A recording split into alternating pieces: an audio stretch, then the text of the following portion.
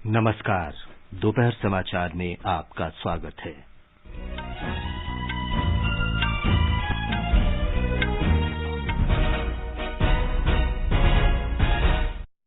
प्रमुख रक्षा अध्यक्ष जनरल बिपिन रावत का पार्थिव शरीर आज शाम नई दिल्ली लाया जाएगा। कल पूरे सैन्य सम्मान के साथ उनका अंतिम संस्कार किया जाएगा। संसद के दोनों सदनों में प्रमुख रक्षा अध्यक्ष जनरल बिपिन रावत और अन्य को श्रद्धांजलि दी गई। रक्षा मंत्री राजनाथ सिंह ने कल कन्नूर के पास हुई हेलीकॉप्टर दुर्घटना पर संसद के दोनों सदनों में बयान दिया।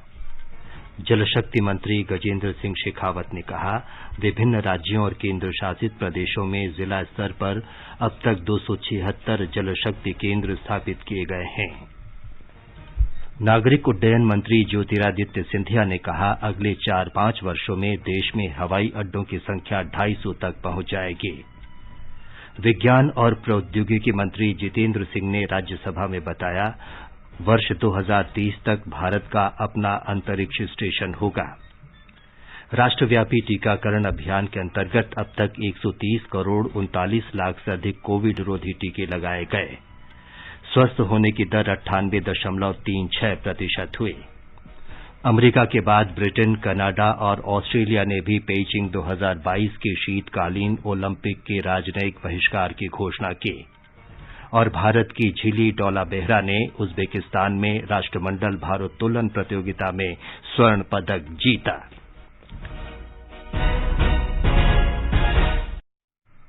दोपहर समाचार में नीलम मलकानिया के साथ मैं विमलेंदु पांडे। देश कोविड टीकाकरण अभियान के अंतर्गत 150 करोड़ टीके लगाने की दिशा में निरंतर आगे बढ़ रहा है। कोरोना वायरस का नया वेरिएंट मिलने से चिंताएं बढ़ी हैं। आपसे हमारी अपील है कि यथाशीघ्र दोनों टीके लगवाएं और अन्य लोगों को भी टीके लगवाने के लिए प्रेरित करें। कृपया 3 सरल उपायों का पालन अवश्य करें। मास्क लगाएं, 2 गज की सुरक्षित दूरी बनाए रखें और हाथ और चेहरा साफ रखें। कोविड से संबंधित किसी भी जानकारी और मार्गदर्शन के लिए राष्ट्रीय हेल्पलाइन नंबर 011-2397-8046 और 1075 पर संपर्क करें।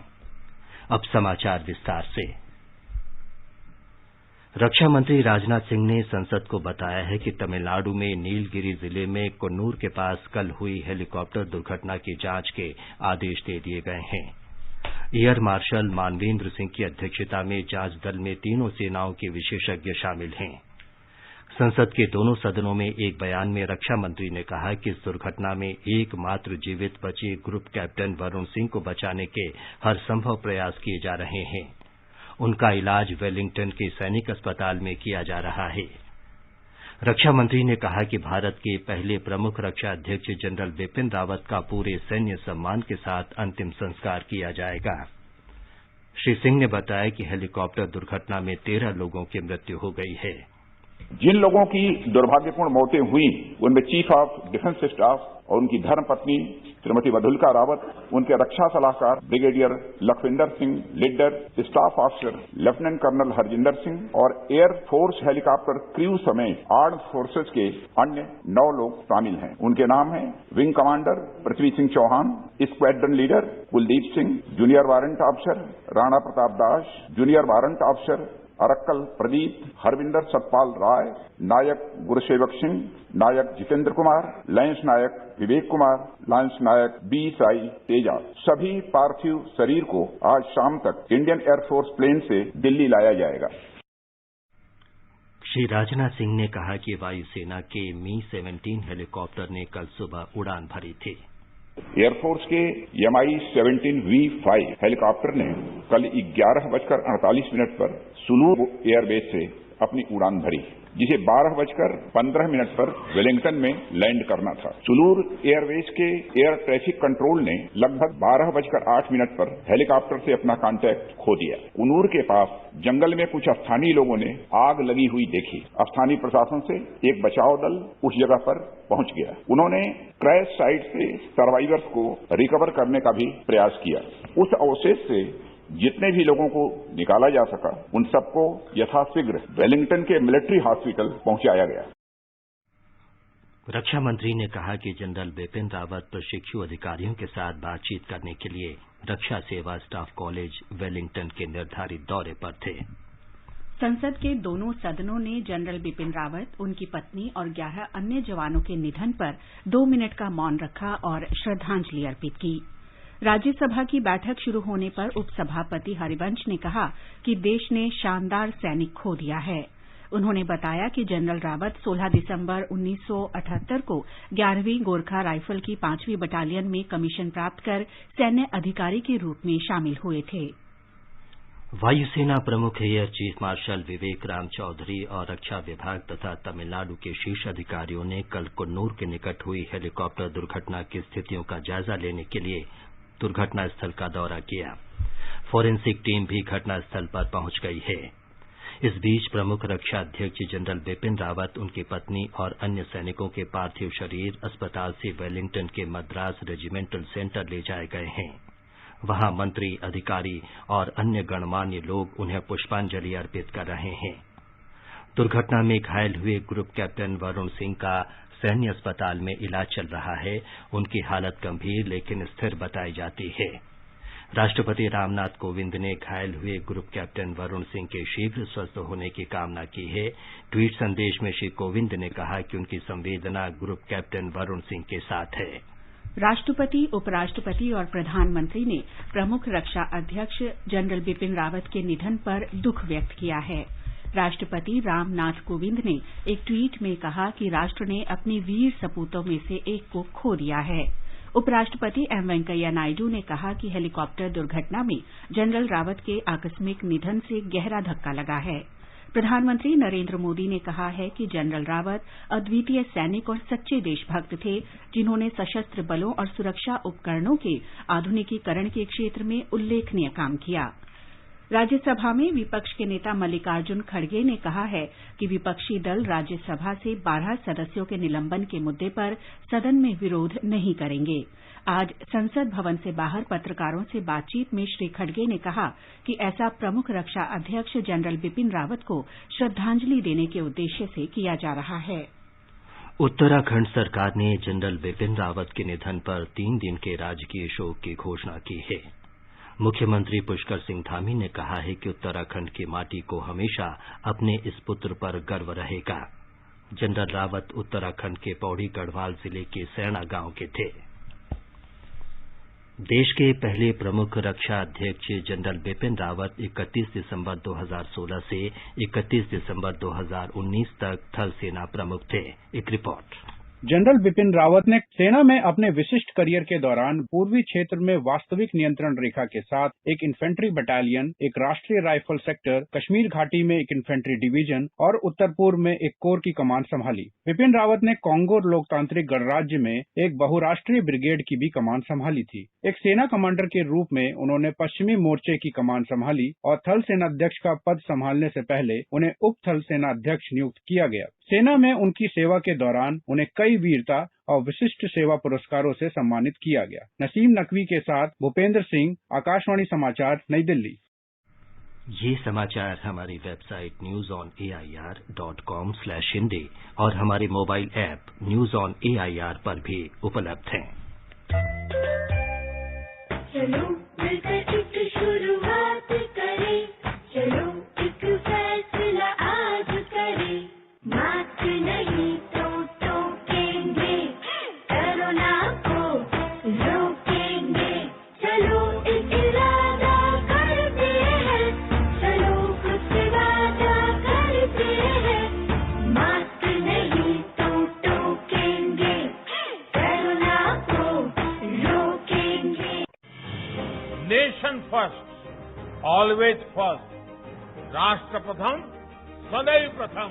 राष्ट्र प्रथम का ये मंत्र है देश की ताकत। सबके प्रयास से बढ़ता है देश का सामर्थ्य। देश की प्रगति को मिले नई गति, नई शक्ति। अपने आयकर की कुल अग्रिम राशि का 75% 15 दिसंबर 2021 तक अवश्य जमा करें। कंपनी, कॉर्पोरेट या फिर वो व्यक्ति जिनकी TDS, TCS कटने के बाद भी कर देयता 10,000 रुपए या उससे अधिक है, उनको एडवांस टैक्स देना आवश्यक है। अधिक जानकारी और टैक्स जमा करने के लिए विजिट करें www.incometax.gov.in। दोपहर समाचार में आपका फिर स्वागत है। जल शक्ति मंत्री गजेंद्र सिंह शेखावत ने कहा है कि महाराष्ट्र में कोल्हापुर, सांगली, अहमदनगर, ठाणे, जलगांव और नंदुरबार जिलों सहित विभिन्न राज्यों और केंद्र शासित प्रदेशों में अब तक 276 जल शक्ति केंद्र बनाए गए हैं। लोकसभा में प्रश्नों का जवाब देते हुए श्री शेखावत ने कहा कि जल संरक्षण के बारे में सूचनाओं के प्रसार के लिए महाराष्ट्र सहित सभी राज्य सरकारों के प्रत्येक जिला मुख्यालय में जल शक्ति केंद्र स्थापित करने का आग्रह किया गया है। नागरिक उड्डयन मंत्री ज्योतिरादित्य सिंधिया ने कहा है कि अगले 4-5 वर्षों में देश में हवाई अड्डों की संख्या 250 तक पहुंच जाएगी। उन्होंने कहा कि उड़ान योजना के तहत सरकार ने छोटे शहरों को विमान सेवाओं से जोड़ने के साथ साथ 63 हवाई अड्डों और हेलीपोर्ट का भी निर्माण किया है। विज्ञान और प्रौद्योगिकी राज्य मंत्री जितेंद्र सिंह ने कहा है कि 2030 तक भारत का अपना अंतरिक्ष केंद्र होगा। राज्यसभा में प्रश्नकाल के दौरान इस बारे में पूछे गए एक प्रश्न के उत्तर में उन्होंने बताया कि पहले मानव अंतरिक्ष उड़ान मिशन गगनयान के 2023 में अंतरिक्ष में भेजे जाने की संभावना है। उन्होंने बताया कि कोविड महामारी के कारण गगनयान के कार्यों में देरी हुई है। श्री सिंह ने कहा कि सौर मिशन आदित्य 2022-23 में शुरू किया जाएगा। उन्होंने बताया कि तीसरा चंद्रयान मिशन अगले वर्ष शुरू होगा। विदेश राज्य मंत्री वी मुरलीधरन ने कहा है कि देवी शक्ति अभियान के तहत 565 लोगों को अफगानिस्तान से सुरक्षित निकाला गया है। राज्यसभा में अफगानिस्तान में फंसे भारतीयों के बारे में पूछे गए प्रश्न का जवाब देते हुए विदेश राज्य मंत्री ने कहा कि कुछ भारतीय अब भी अफगानिस्तान में फंसे हैं। उन्होंने कहा कि अफगानिस्तान से संबंधित विशेष प्रकोष्ठ भारतीयों के संपर्क में हैं। उन्होंने कहा कि विदेश मंत्रालय ने इस साल 15 अगस्त के बाद अफगानिस्तान में तेजी से स्थिति के बिगड़ने पर भारतीयों को स्वदेश लाने और उनकी मदद के लिए 24 घंटे काम करने वाला विशेष अफगानिस्तान प्रकोष्ठ स्थापित किया था। आगे बढ़ने से पहले मुख्य समाचारों पर एक नजर। प्रमुख रक्षा अध्यक्ष जनरल बिपिन रावत का पार्थिव शरीर आज शाम नई दिल्ली लाया जाएगा। कल पूरे सैन्य सम्मान के साथ उनका अंतिम संस्कार किया जाएगा। संसद के दोनों सदनों में प्रमुख रक्षा अध्यक्ष जनरल बिपिन रावत और अन्य को श्रद्धांजलि दी गई। रक्षा मंत्री राजनाथ सिंह ने कल कुन्नूर के पास हुई हेलीकॉप्टर दुर्घटना पर संसद के दोनों सदनों में बयान दिया।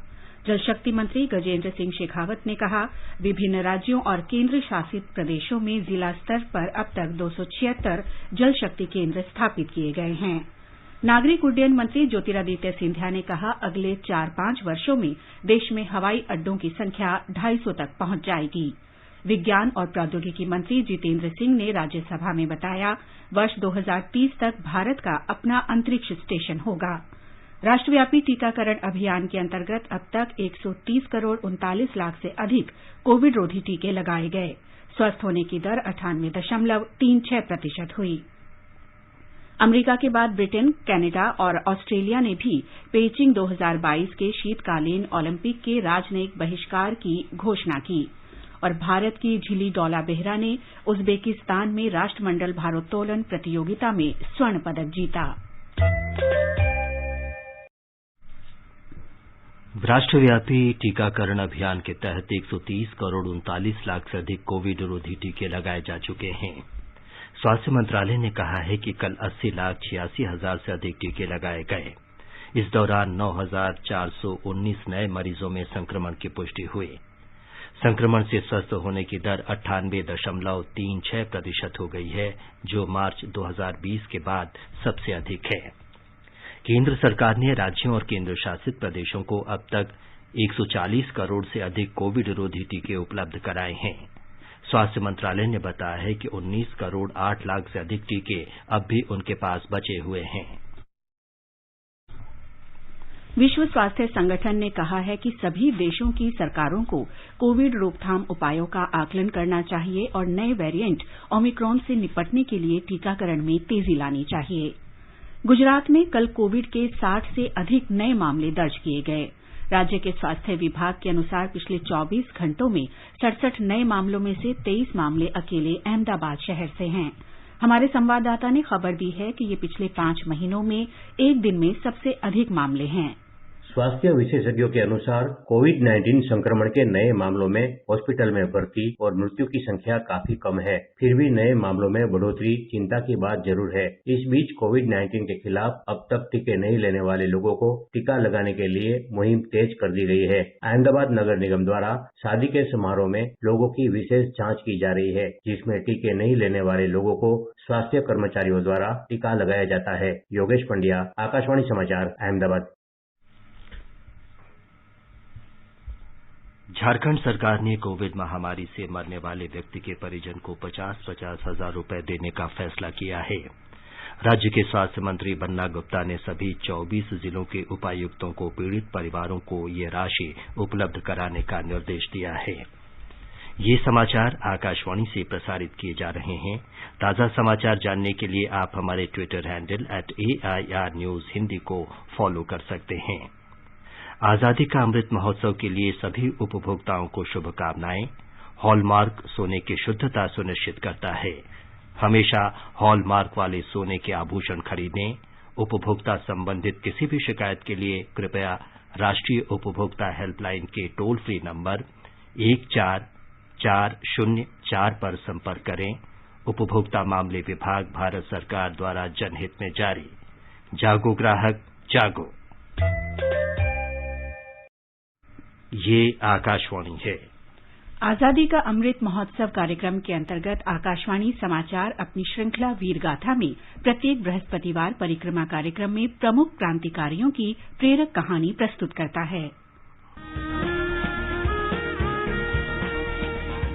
आजादी के अमृत महोत्सव के पावन अवसर पर आकाशवाणी समाचार के कार्यक्रम परिक्रमा में गुरुवार को शाम 4:45 पर सुनिए देश की आजादी की लड़ाई में अपना अमूल्य योगदान देने वाले भारतीय स्वतंत्रता संग्राम के सिपाही की वीर गाथा।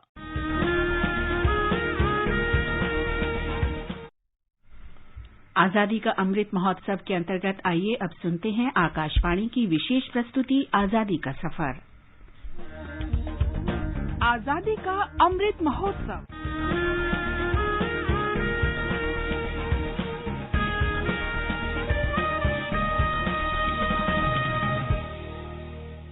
आजादी का सफर आकाशवाणी के साथ एक राष्ट्र का जन्म। भारत का गौरवशाली स्वतंत्रता संग्राम आधुनिक विश्व के अब तक के सबसे बड़े संघर्षों में से एक है। आकाशवाणी समाचार आपके लिए प्रतिदिन इस संग्राम की एक झलक लेकर आता है।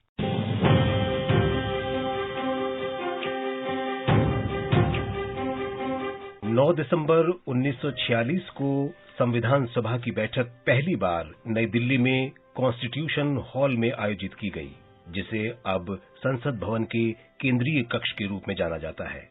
इसमें 9 महिलाओं सहित 207 प्रतिनिधियों ने भाग लिया था। आचार्य कृपलानी ने दिन में 11 बजे सभा के अस्थायी अध्यक्ष डॉक्टर सच्चिदानंद सिन्हा के परिचय के साथ उद्घाटन सत्र की शुरुआत की। डॉक्टर सिन्हा ने विभिन्न देशों से प्राप्त सद्भावना संदेश पढ़े। उद्घाटन भाषण और उपसभापति के नामांकन के बाद सदस्यों से औपचारिक रूप से अपना परिचय पत्र प्रस्तुत करने का अनुरोध किया गया। पहले दिन की कार्यवाही सभी उपस्थित 207 सदस्यों द्वारा अपना परिचय पत्र प्रस्तुत करने और रजिस्टर पर हस्ताक्षर करने के बाद समाप्त हुई। आकाशवाणी दिल्ली ने इस समूची कार्रवाई का प्रसारण किया। शुद्ध सुंदर अति मनोहर मंत्र वंदे मातरम। आज की इस कड़ी में हम स्वतंत्रता सेनानी राज नारायण मिश्रा को भी याद कर रहे हैं, जो 9 दिसंबर 1944 को शहीद हो गए थे। उत्तर प्रदेश के लखीमपुर खीरी के रहने वाले राज नारायण समाजवाद में दृढ़ विश्वास रखते थे। उन्होंने भारत छोड़ो आंदोलन 1942 के दौरान अपने समूह के साथ ब्रिटिश प्रतिष्ठानों पर छापों का नेतृत्व किया। राज नारायण पर उत्तर प्रदेश के उन्नाव क्षेत्र में क्रांतिकारी छापे का आरोप लगाया गया और उन्हें मौत की सजा सुनाई गई। 9 दिसंबर 1944 को लखनऊ सेंट्रल जेल में वे इनकलाब जिंदाबाद का नारा लगाते हुए फांसी पर चढ़ गए। हम इस महान भारतीय स्वतंत्रता सेनानी को नमन करते हैं। अवरोध खोला প্রতিরোধ তোলা, লেখাপড়া শেখা, খোলা মনে দেখা, যেভাবে আপনি দেখেছেন बेगम रुकिया सखावत हुसैन। आज हम बंगाली नारीवादी विचारक, लेखिका, शिक्षक और राजनीतिक कार्यकर्ता रुकैया सखावत हुसैन को भी याद कर रहे हैं, जिनकी जयंती और पुण्यतिथि 9 दिसंबर है।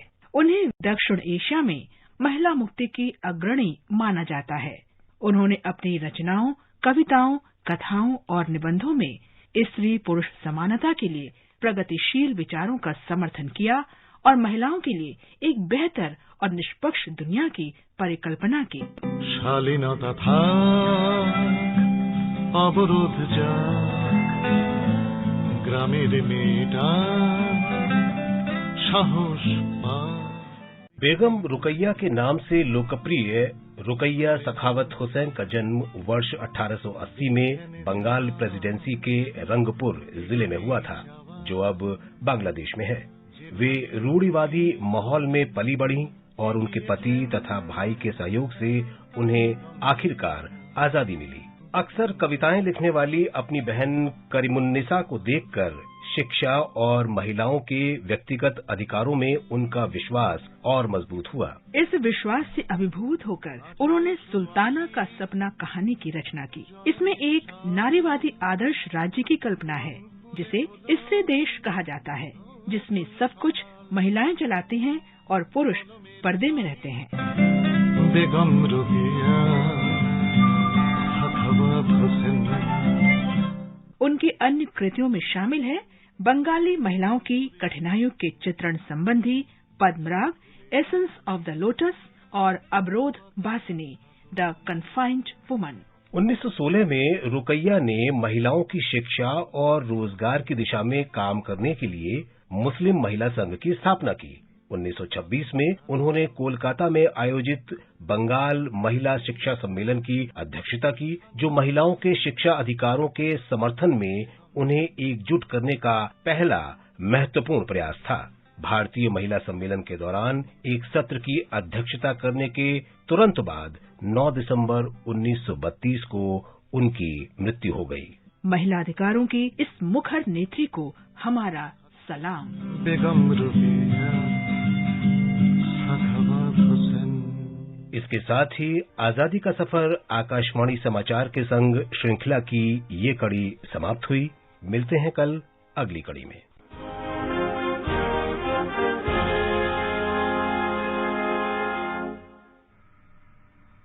संविधान सभा की ऐतिहासिक बैठक के आज 75 वर्ष पूरे हो गए हैं।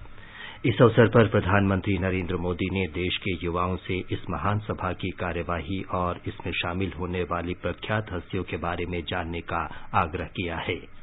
ट्वीट संदेश में श्री मोदी ने कहा कि ऐसा करने से उन्हें बहुत कुछ जानने को मिलेगा। उन्होंने कहा कि संविधान सभा की पहली बैठक की अध्यक्षता संविधान सभा के वरिष्ठतम सदस्य डॉक्टर सच्चिदानंद सिन्हा ने किया था और कार्यवाही का संचालन आचार्य कृपलानी ने किया था। आकाशवाणी समाचार सुनते रहें और आजादी के अमृत महोत्सव में हमारे साथ शामिल रहें। आजादी के 75 वर्षों का पर्व अमृत महोत्सव के पावन अवसर पर आकाशवाणी समाचार लेकर आया है अमृत महोत्सव क्विज। आप भी इस क्विज का हिस्सा बन सकते हैं। हमारे समाचार बुलेटिनों में पूछे गए स्वतंत्रता आंदोलन से जुड़े प्रश्नों का जवाब देकर आपसे ये सवाल प्रत्येक सोमवार और मंगलवार को सुबह 8 बजे प्रसारित होने वाले बुलेटिन समाचार प्रभात में पूछे जाएंगे। श्रोता email Amrit Mahotsav quiz @prasarabharati.gov.in पर अपने जवाब भेज सकते हैं। आप अपने जवाब व्हाट्सएप नंबर 8826546262 पर भी भेज सकते हैं। विजेता का चुनाव सही जवाबों में से लकी ड्रॉ के माध्यम से होगा और इसकी घोषणा अगले दिन इसी बुलेटिन में की जाएगी। विजेता को प्रमाण पत्र के साथ एक उपहार भी दिया जाएगा। साथ ही विजेता का नाम हमारे ट्विटर हैंडल पर भी फ्लैश होगा। तो आइए मनाएं आजादी के 75 वर्षों का पर्व अमृत महोत्सव आकाशवाणी समाचार के साथ।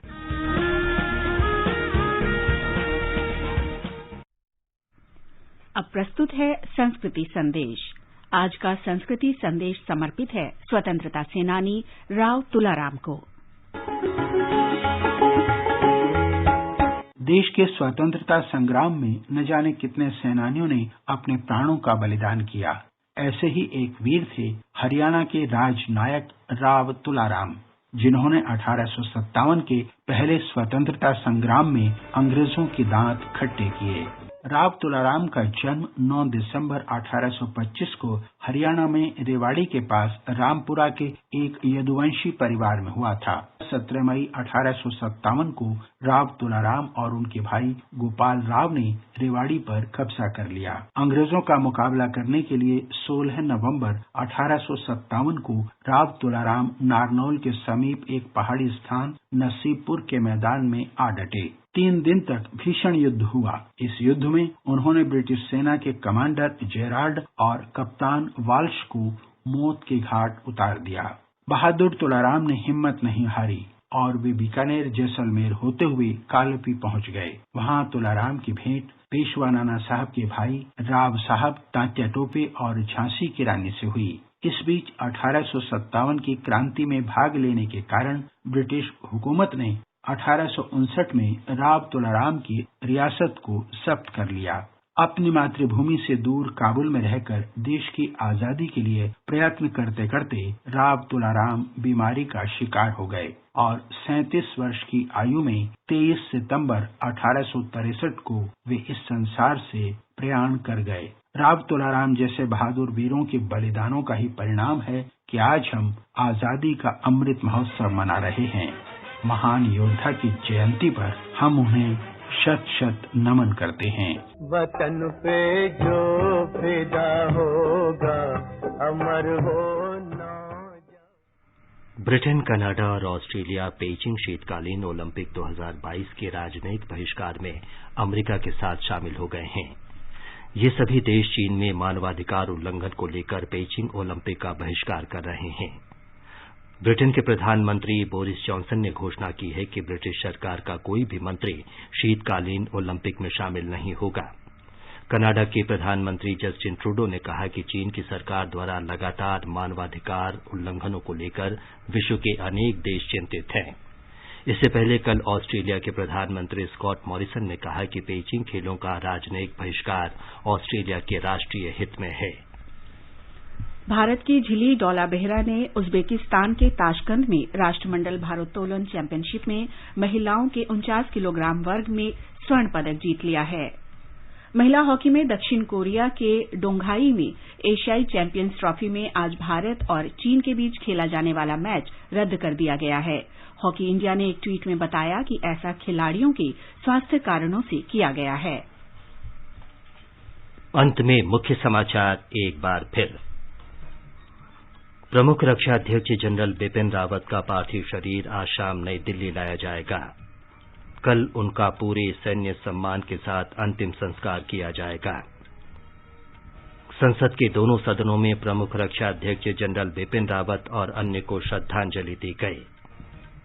रक्षा मंत्री राजनाथ सिंह ने कल कन्नूर के पास हुई हेलीकॉप्टर दुर्घटना पर संसद के दोनों सदनों में बयान दिया। जल शक्ति मंत्री गजेंद्र सिंह शेखावत ने कहा, विभिन्न राज्यों और केंद्र शासित प्रदेशों में अब तक 276 जल शक्ति केंद्र स्थापित किए गए हैं। नागरिक उड्डयन मंत्री ज्योतिरादित्य सिंधिया ने कहा, अगले 4-5 वर्षों में देश में हवाई अड्डों की संख्या 250 तक पहुंच जाएगी। विज्ञान और प्रौद्योगिकी मंत्री जितेंद्र सिंह ने राज्यसभा में बताया, वर्ष 2030 तक भारत का अपना अंतरिक्ष स्टेशन होगा। राष्ट्रव्यापी टीकाकरण अभियान के अंतर्गत अब तक 130 करोड़ 39 लाख से अधिक कोविड रोधी टीके लगाए गए। स्वस्थ होने की दर 98.36% हुई। अमेरिका के बाद ब्रिटेन, कनाडा और ऑस्ट्रेलिया ने भी पेइचिंग 2022 के शीतकालीन ओलंपिक के राजनयिक बहिष्कार की घोषणा की। इसके साथ ही दोपहर समाचार का ये अंक समाप्त हुआ। नमस्कार।